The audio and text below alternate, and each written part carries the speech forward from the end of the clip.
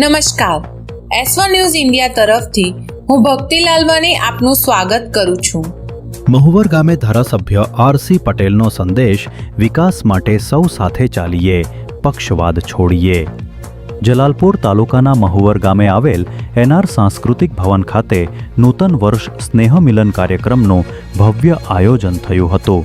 કાર્યક્રમમાં મુખ્ય અતિથિ તરીકે ધારાસભ્ય શ્રી આરસી પટેલ ઉપસ્થિત રહ્યા હતા. કાર્યક્રમમાં ગામના આગેવાનો, સામાજિક કાર્યકરો તથા પ્રતિનિધિઓ ઉપસ્થિત રહી સૌએ એકબીજાને નૂતન વર્ષની શુભેચ્છા પાઠવી હતી.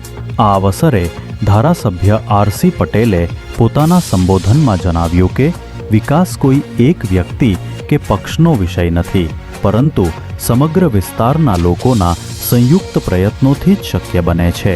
સૌ સાથે ચાલીએ, પક્ષવાદ છોડીએ, તો જ વિકાસની ગતિ ઝડપથી આગળ વધી શકશે. તેમણે વધુમાં જણાવ્યું કે વિસ્તારના વિકાસ માટે સૌએ એકતા સાથે કાર્ય કરવું જોઈએ. પક્ષવાદ અને વ્યક્તિગત મતભેદો છોડીને સમાજના હિત માટે આગળ આવવું એ સમયની માંગ છે.